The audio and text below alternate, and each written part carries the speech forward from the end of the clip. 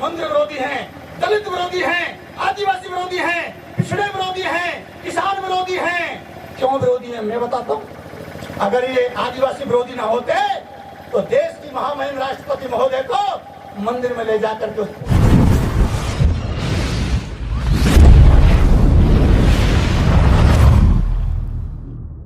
नमस्कार, स्वागत है आपका न्यूज जनशक्ति में। आइए देखते हैं आज के मुख्य समाचार। भीम आर्मी का जिला स्तरीय सम्मेलन सलुम्बर जिले में आयोजित किया गया। इस अवसर पर एसटी, एससी, ओबीसी एवं माइनॉरिटी समाज से कई लोग उपस्थित रहे। कार्यक्रम में क्रांतिकारी अंदाज में अपनी बात रखते हुए रईस मलिक प्रदेश प्रभारी भीम आर्मी ने पाखंडवाद का जमकर विरोध करते हुए बहुजन समाज को एकजुट होने की अपील की। आइए देखते हैं न्यूज जनशक्ति की ये रिपोर्ट। बाबा साहब डॉक्टर अम्बेडकर साहब को अकीदत के फूल पेश करते हुए धरती आबा बिरसा मुंडा, जिन्होंने जमीन रखने के लिए गरीब लोगों को लड़ाई लड़ी अंग्रेजों से, धरती आबा बिरसा मुंडा जी के पवन पावन चित्र को भी नमन करते हुए और जितने यहाँ महापुरुष हैं उनको भी नमन। जिन्होंने ये प्रोग्राम करवाया है उनका सबका इस्तकबाल, स्वागत। मेरे साथ चल कर के आए भीम आर्मी के प्रदेश अध्यक्ष आदरणीय भाई जितेंद्र वाल्मीकि साहब,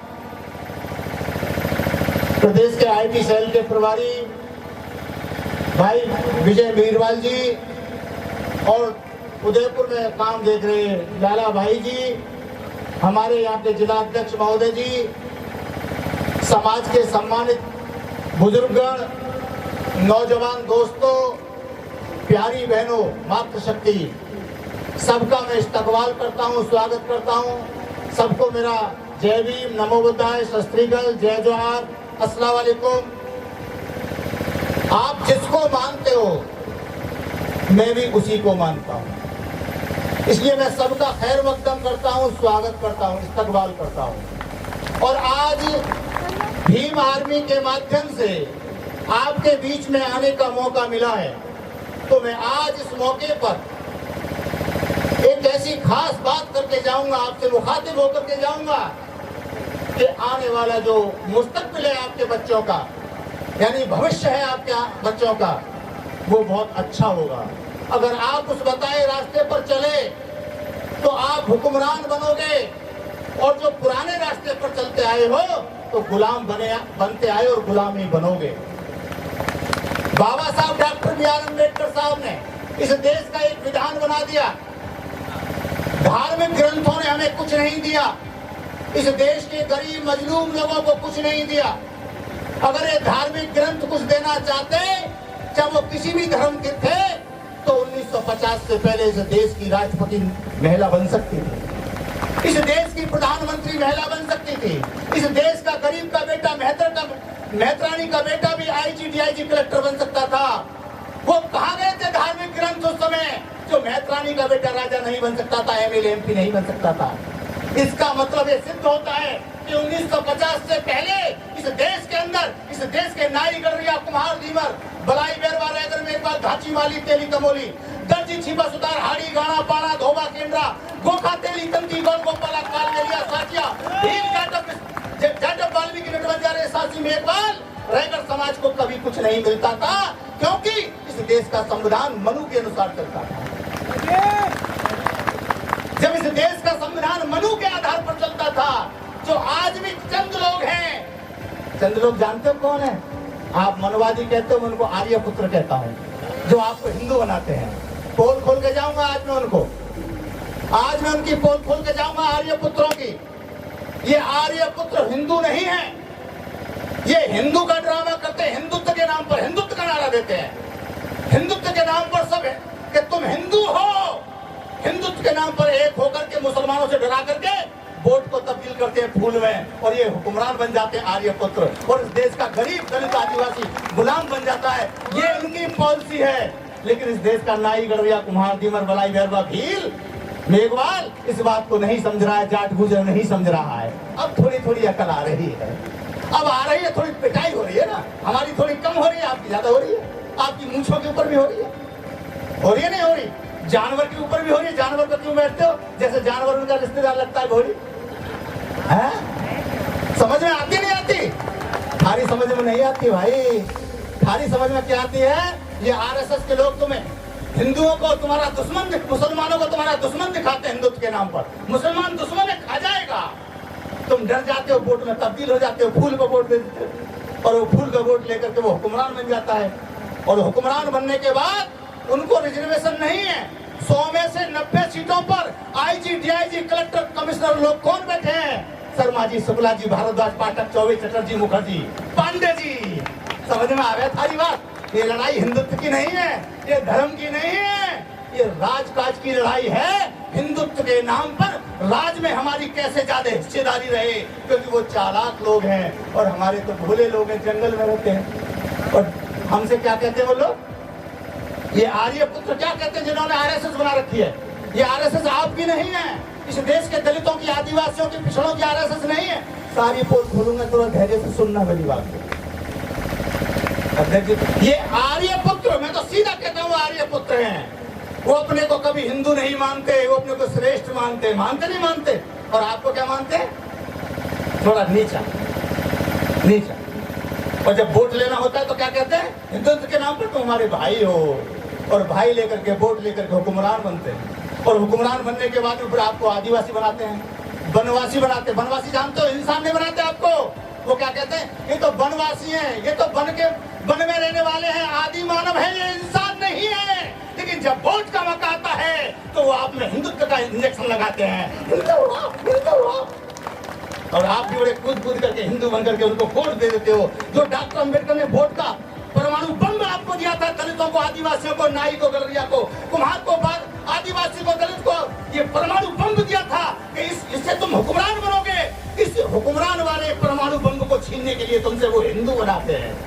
बात समझ में आ रही है? थारी ना आवे ना आवे ना आवे, क्योंकि मैं इसका डॉक्टर हूं। जैसे डॉक्टर बीमारी का डॉक्टर होता है ना, ये जो तुम पर आरएसएस ने बीमारी चढ़ा रखी है, भूत चढ़ा रखा है, ये बुखार चढ़ा दिया हिंदुत्व का। और हिंदुत्व के नाम पर तुम लुटते जा रहे हो, जमीन छीनती जा रही है, तुम्हारे कारोबार छीनते जा रहे हैं, तुम बेरोजगार हो गए हो, तुम्हारी जमीन छीन रही है। हुक्मरान वो बैठे हैं, संसद में वो बैठे हैं, और तुम्हारे जो 131 MP है वो गुलाम बैठे हैं। रोज कार्तिक भीड़ हो रहा है, रोज जितेंद्र मेघवाल हो रहा है, रोज इंद्र मेघवाल हो रहा है। क्यों? क्योंकि तुम जागृत नहीं हो, तुम जागृत नहीं हो।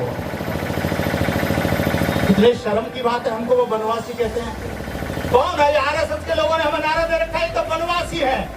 हिंदू नहीं कहते वो, ये वनवासी हैं। कहते नहीं कहते? ये आदिवासी हैं, ये आदि मानव हैं, ये कम कपड़े पहनते हैं, ये अच्छा खाना नहीं खा सकते, ये आईजी, कलेक्टर नहीं बन सकते। ये तो संविधान की वजह, बाबा साहब अम्बेडकर की वजह से मानो, जो आज आप आईजी, डीआईजी, कलेक्टर, कमिश्नर हो, एमएलए, एमपी, मिनिस्टर हो। वरना हमारे हाथ पाथ को छुआ हुआ पानी भी नहीं पीता कोई। गौमूत्र पी सकते थे, लेकिन हमारे हाथ का छुआ हुआ पानी नहीं पी सकते थे। जानवर को माता कह देंगे, लेकिन हमको क्या कहेंगे? अछूत है। ये बात आपको समझनी पड़ेगी। प्रत्येक नारी को, प्रत्येक युवा को, प्रत्येक मनुष्य को, चाहे वो किसी भी जाति धर्म का व्यक्ति है। ये जो 50 किलो का शरीर है, ये जो 50 किलो का शरीर है प्रत्येक आदमी के पास में, इस 50 किलो के शरीर पर ये जो 5 किलो का कंप्यूटर है, ये तुम्हारा स्वामी है, ये तुम्हारा मालिक है। और इसके अंदर विवेक रहता है, यहाँ रहता है 2 आंखों के बीच में। यहाँ तिलक क्यों लगाते हैं? जानते हो तिलक क्यों लगाते हैं? अब तो तिलक को भी धर्म से जोड़ दिया, जोड़ दिया। नीला तिलक लगाया तो कहते दलित आदिवासी हैं, रंग को भी जोड़ दिया उन्होंने, जाति के साथ जोड़ दिया। अगर तुम नीला तिलक लगाओ बाजार से 2 रुपए का छीन ला करके खरीद के, तो ये तो आदिवासी होगा या दलित होगा। लाल तिलक लगाओ तो वो दूसरा होगा, भीख मांग के खाने वाला व्यक्ति होगा। और हरा तिलक लगा लिया तुमने तो ये मुसलमान होगा भाई। कपड़े को इन्होंने बांट दिया, जानवर को इन्होंने बांट दिया। गाय है तो माता है, गाय है तो माता, और बकरा है तो मुसलमान, और मुर्गा है तो दलित। कभी भी काट लो। समझ में आती नहीं आती? जानवरों को भी बांट दिया, जमीन को बांट दिया। तो बांटने वाले कौन लोग हैं? वही चालाक लोग जो हुक्मरान बनना चाहते हैं। खाली समझ में बात आनी चाहिए, ये 5 किलो का कंप्यूटर है, इसके अंदर अक्ल सलीम रहती है, विवेक रहता है। ये सोचो, यही हेलीकॉप्टर बनाता है। लोग कहते हैं तुम्हारा ऊपर वाला तुमसे नाराज चल रहा है। मेरी समझ में नहीं आ रही, ऊपर वाला हमसे क्यों नाराज चलता है? इस देश के दलितों से, आदिवासियों से, मुसलमानों से, पिछड़ों से, किसानों से क्यों नाराज है? उनसे चालाक लोगों से नाराज क्यों नहीं है? जो जय श्री राम बोलते हैं किलो में 900 ग्राम तोलते हैं। 900 ग्राम तोलने वाला तो उड़ेगा हवाई जहाज में। और जो रोड बनाने वाले लोग हैं, इस देश के बिजली को खंभा गाड़ने वाले लोग हैं, रेल की लाइनें बिछाने वाले लोग हैं, इस देश के अंदर जमीन में पैदा करके अन्न पैदा करने वाले लोग हैं, फैक्ट्रियों में काम करने वाले लोग हैं, कैंची बनाने वाले लोग हैं, ताला बनाने वाले लोग हैं, जो मेहनत कश लोग हैं। तो मुझे तो ये समझ में आता है कि ऊपर वाला भी नहीं है। अगर कोई है भी, मैं मानता हूं है होगा, तो फिर बेईमान बैठा है जो मेहनत कश की नहीं सुनता, ईमानदार की नहीं सुनता और किलो में 900 ग्राम तोलने वालों की सुनता है। तो इसका मतलब कोई वो बेईमान बैठा है जो इंसाफ नहीं कर रहा है। मेरी बात समझ में आ रही है नहीं आ रही आपके? आज समय कम है। जब कैडर लोग ना, बहुत खतरनाक कैडर है मेरा आरएसएस से। आरएसएस जानते हो क्या है? आरएसएस तुम्हारी नहीं है। आरएसएस देश के नाई, गडरिया, कुम्हार, धीमर, बलाई, बेरवा, रहकर, मेवाल, भाची, माली, तेली, जाट, बिश्नोई, यादव, गुजर, भील, आदिवासी, सरगरा, साठिया, गिरासिया, इनकी नहीं है, इनकी है। आरएसएस में कितने शब्द हैं जानते हो? कितने? तुम ही तैयार हो गए ना, तुम परमाणु बम बन जाओगे। मुझे मालूम है इस बात का। आज सुन लेना मेरी बात, मैंने काशीराम जी के साथ काम किया है। उनका प्रोडक्ट उन्होंने तैयार किया है, मुझे उन्होंने तैयार किया। 35 साल भट्टी में तपा हूं, जैसे सोने को तपाया जाता ना तो वो कुंदन बन जाता, उसकी ताकत बढ़ जाती है। इंसान तो बहुत भागे फिरते हैं। रईस अहमद मलिक नाम के लोग बहुत हैं, मेरे नाम के बहुत लोग हैं रईस अहमद मलिक, लेकिन रईस अहमद मलिक कैडराइज बड़ी मुश्किल से मिलेगा। कैडराइज बड़ी मुश्किल से मिलेगा। तो मैं कब चुका हूं। आरएसएस की आरएसएस का मतलब सुन लो, आरएसएस का मतलब सुनो, आरएसएस। आरएसएस का मतलब है racial super system. Racial super system, उच्च वर्गीय लोगों का संगठन, उच्च वर्गीय लोगों का संगठन। अब उसमें जो बड़ा पदाधिकारी होगा वो तो मिलेगा शर्मा जी, शुक्ला जी, भारद्वाज, पाठक, चौबे, चटर्जी, मुखर्जी, तिवारी जी। और झंडा उठाने के लिए, लड़ने के लिए कौन मिलेंगे? नाई, गडरिया, कुम्हार, धीमर। लड़ने के लिए ये है और माल खाने ये आपका नहीं है। ये लोग समझ चुके हैं। अब ये जो चारों तरफ कैडर चल रहा है, ये देश के दलितों, मुसलमानों, एक हो जाओ। अगर तुम एक नहीं हुए, और तुम क्यों एक नहीं होते मुझे भी मालूम है, तुम आपस में भाईचारा नहीं है। देखो मेरा कितना भाईचारा है। जितेंद्र वाल्मीकि जी हमारा एक भाईचारा, एक ही सप में बैठ करके हम खाना खाते हैं। एक ही सप में खड़े हो गए महमूद अयाज, ना कोई बंदा रहा ना बंदा नवाज। सब इंसान है, सब कुदरती बनाई हुई मखलूक है। चरम दो, परम दो, पशुओं, पक्षियों, सब में एक ही रूह है। तो फिर हमने बंटवारा कौन कर रहा है? छुआछूत भेदभाव कौन कर रहा है? जरूर कोई चालाक व्यक्ति है इसके पीछे। इस षड्यंत्र को समझना पड़ेगा आपको। तो आरएसएस आपका नहीं है। और ये कुछ लोग, चंद लोग नारा लगाते हैं। क्या नारा लगाते हैं?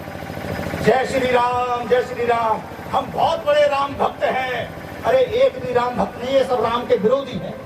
नाम गिनाओ। अगर ये राम भक्त होते तो अपने नाम में एक आध में तो राम लगाते नहीं। एक आध के नेता के नाम में तो राम होता। एक भी नेता के नाम में राम का नाम नहीं है जो जय श्री राम का नारा देते हैं। और शायद यहाँ के एमएलए के भी नाम नहीं, राम का नाम है अमृतलाल है। नाम गिनाओ, चलो गिन लो। अटल बिहारी वाजपेयी और आरएसएस की जितने संस्थापना की, बीजेपी की जनसंघ की, श्याम प्रकाश मुखर्जी के नाम का नाम है, अटल जी के नाम में, अडवाणी जी के नाम में, मुरली मनोहर जोशी, प्रवीण तोगड़िया, मदन लाल खुराना, विजय मल्होत्रा, सुषमा स्वराज, नरेंद्र मोदी, अमित शाह, और अब कौन है? सीपी जोशी प्रदेश अध्यक्ष है, वसुंधरा सिंधिया। इनके नाम में राम का नाम है। इनके पापा लगाना भूल गए तो अब लगा ले, लेकिन लगाएंगे नहीं, क्योंकि जानते हैं जिनके नाम में राम का नाम लगा होता है वो शूद्र होते हैं, मूल निवासी होते हैं। नाई, गडरिया, कुम्हार, धीमर, बलाई, भेरवा, रैतवर, मेघवाल, इनके दे दिए, इनके लिए दे दिया राम। तुम लगाओ राम का नाम, हम नहीं लगाएंगे। हम तुम्हें नारा देंगे राम का, और राम के नाम पे वोट लेके हुक्मरान बनेंगे। ये इनकी राजनीति है। राम को भी इन्होंने इस्तेमाल कर लिया राजनीतिक, इनका तो राम भी राजनीतिक बना दिया राम को। इन्होंने गाय को राजनीतिक पशु बना दिया नहीं बना दिया। अरे ये किसी के सगे नहीं है, जब ये राम के सगे नहीं है। मैं कहता हूं अगर तुम राम भक्त हो तो अपने नाम में राम लगाओ मोदी जी, योगी जी, लेकिन राम का नाम राम में नहीं लगाएंगे। अरे हमने तो अपने राम को चुन लिया, हमारा राम तो है काशी राम, जिसके नाम में आगे राम पीछे राम, चाहे रामविलास पासवान क्यों ना हो, हमें सब में राम मिलेगा। राम तो तुम में नहीं है, तुम राम विरोधी हो। इसलिए भीम आर्मी इस देश के अंदर इनकी पोल खोलो, ये यात्रा चला रही है, संविधान बचाओ यात्रा चल रही है, उसके तहत हम आपके बीच में। दूसरे नंबर ये मंदिर विरोधी लोग हैं। सुन लो मीडिया वालों, छाप देना, ये राम विरोधी हैं और मंदिर विरोधी हैं, दलित विरोधी हैं, आदिवासी विरोधी हैं, पिछड़े विरोधी हैं, किसान विरोधी हैं। क्यों विरोधी हैं मैं बताता हूं। अगर ये आदिवासी विरोधी ना होते तो देश की महामहिम राष्ट्रपति महोदय को मंदिर में ले जाकर के पूजा अर्चना करवाते, उद्घाटन में ले जाते, रामनाथ कोविंद जी को ले जाते। इसलिए ये आदिवासी विरोधी है। नंबर 2, अगर ये मंदिर समर्थक होते तो मंदिरों में रहना चाहिए था। मुझे तो दिखता है कि सारे साधु सन्यासी ये मंदिरों को छोड़ करके भाग रहे। नाम गिनाओ, टीवी पे आपने फोटो देखोगे, नाम मुझसे सुन लो। स्वामी चिन्मयानंद, स्वामी स्वरूपानंद, स्वामी सतपाल महाराज, स्वामी आदित्यनाथ योगी, साध्वी ऋतंबरा, साध्वी वसुंधरा, साध्वी उमा भारती, साध्वी प्राची और प्रतापपुरी और अलवर का सांसद बालकनाथ, सीकर का सांसद, ये सारे साधु सन्यासी पीले वस्त्रधारी, जिनको मंदिर में बैठ के भगवान की पूजा अर्चना करनी चाहिए, मंदिर से प्यार रखना चाहिए, ये तो मंदिर को छोड़ करके ये तो जा रहे संसद में एमएलए एमपी मिनिस्टर बनने, लाल बत्ती में चलने और ब्लैक एंड कमांडो के बीच में चलते, मलाई खाते। और तुमसे क्या करें, लाई कर रही है तुम्हारी उम्र बढ़ाई बेर आदिवासियों से। तुम मंदिर में घंटी बजाओ, तुम्हें फंसा गए मंदिर में, आप चले गए संसद में। ये मंदिर के नाम पर, राम के नाम पर ये हुक्मरान बनना चाहते हैं, कुछ नहीं बनना चाहते, ये कुछ नहीं करना चाहते। इनका मकसद है कि हुक्मरान बनो। इसलिए आज मैं आपको ये बताने आया हूँ, भीम आर्मी उस जागृत आंदोलन का नाम है कि समाज को जगा करके अपने बहन बेटों की रक्षा करेगी। और आज भाई चंद्रशेखर आजाद जी ने, भाई विनय रतन जी ने, जी ने यहाँ जितेंद्र वाल्मीकि समाज को यहाँ का प्रदेश अध्यक्ष बनाया कि जाओ मेरे आदिवासी समाज के लोगों, मुस्लिम समाज के लोगों, दलितों, पिछड़ों, आदिवासियों, एक हो जाओ और एक होकर अपनी ताकत बनाओ। मैं एक बात और पूछना चाहता हूँ, जब इस देश के अंदर ये आरएसएस के लोग, आर्यपुत्र राम राम के नाम पर सरकार बना सकते हैं, राधे राधे के नाम पर सरकार बना सकते हैं, तो ये जय भीम वालों, तुम बड़े जय भीम के नारे लगाते हो, नीला दुपट्टा डालते हो ना, है? तो तुम जय भीम के नाम पर अपनी सरकार नहीं बना सकते भाई? बना सकते नहीं बना सकते, लेकिन तुम बनाना नहीं चाहते। क्यों? कि जब इलेक्शन आता है तुम्हारे बीच में जो दलाल, ठेकेदार, चाटुकार, एजेंट जो बैठे हैं, वो क्या करते हैं, वो नारे लगवाते हैं। क्या नारे लगवाते हैं कि जो पिलाएगा रम उसकी वोट कम, जो पिलाएगा देसी उसकी वोट कैसी, और जो पिलाएगा विस्की सारी वोट उसकी, और सारा वोट नोटों में और धर्म के नाम पर चला जाता है। और तुम भी टुन पाल मदन गोपाल भागे फिरते हो। अब तो हमारी मूछों पर मार रहा है जी, अब तो पानी पीने पर मार रहा है। क्यों नहीं मारेंगे वो लोग? उनके दादा परदादा से सिखा के गए हैं कि इन मूल निवासियों को, भारत के आदिवासियों को, पिछड़ों को, किसानों को, इनको दबा करके रखना है, नारी को आगे नहीं बढ़ने देना है। आज जो नारी बन रही है, आईजी, डीआईजी, कलेक्टर बन रही है, शायद यहाँ भी कोई कलेक्टर होगी, एसडीएम होगी, टीचर होगी, नारी लेडीज होगी। यहाँ सलूम्बर के जिले में भी आज ये जो बन रही है नारी, आज बाल कटा के चलती हैं, हाथ में घड़ी बांध कर चलती हैं, चलती नहीं चलती, और एयरप्लेन चलाती है, पायलट बनती है, कलेक्टर एसपी बनती है, राष्ट्रपति बनती है, प्रधानमंत्री बनती है, मुख्यमंत्री बनती है। ये किसकी देन है भाई? ये असली बाबा की देन है, नकली बाबा की देन नहीं, जो कथावाचक है काला धागा बांधे। लेकिन हमारी बहनें कहा जाए काले वाले धागे बाबा पे, मैं तो वही धागे वही बाबा बजाऊंगी। और जो असली बाबा है, जिसने तुमको आईजी, डीआईजी, कलेक्टर, कमिश्नर बनाया, एमएलए, एमपी बनाया, आधे बाल कटने के लिए आजादी दी, हाथ में मोबाइल लेकर के चलने की आजादी लेडीजों को, बराबर का अधिकार दिया पुरुषों के, जमीन में रहने का अधिकार दिया, जमीन का नाम चढ़ाने का अधिकार दिया। आज तुम उस बाबा को मानती नहीं, डॉक्टर अम्बेडकर को, इसीलिए लेडीजों पर अत्याचार हो रहा है। यही कारण है, समय कम है, और मैंने अपनी प्लानिंग बना दी है। मैंने जिला अध्यक्ष जी एडवोकेट साहब को बता दिया है, और किसी को तो नहीं बताऊंगा, नहीं बताऊंगा। मैं मासूम मुसलमान नहीं हूँ, मासूम मुसलमान नहीं हूँ। रिगड़ के जाऊंगा, रिगड़ के इनको रिगड़ के जाएंगे। अगर तुम ठीक रहे ना अध्यक्ष जी, केवल आप भी ठीक रहे ना, अकेले ही लोग कहते हैं अकेला आदमी कुछ नहीं कर सकता, सब कुछ कर सकता है। अकेला चंद्रमा होता है, उजाला कर देता है, अकेला सूरज होता है, अंधकार को नष्ट कर देता है, और अकेला मूसल होता है, हजारों को ठीक कर देता है, चावलों को। क्या नहीं कर सकता अकेला। चला था अकेला 92 मंजिल, मगर लोग जुड़ते गए, कारवा बनता गया। जय भीम, जय भारत, नमो बुद्धाय, जय भीम आर्मी, जय आदिवासी समाज। ना इधर से तुम झांको, ना इधर से हम झांके, दोनों पिट रहे हैं ना। हम तो पीट ही रहे, मुल्ला है, मुल्ला करके पीट रहे हैं ना वो लोग, है। और तुम क्या करके पिट रहे हो? अछूत है, पीटो, पिट दोनों रहे। बीच में पर्दा पड़ा है, बीच में पर्दा पड़ा हुआ है। पर्दे को उर्दू में क्या बोलते हैं? चिलमन।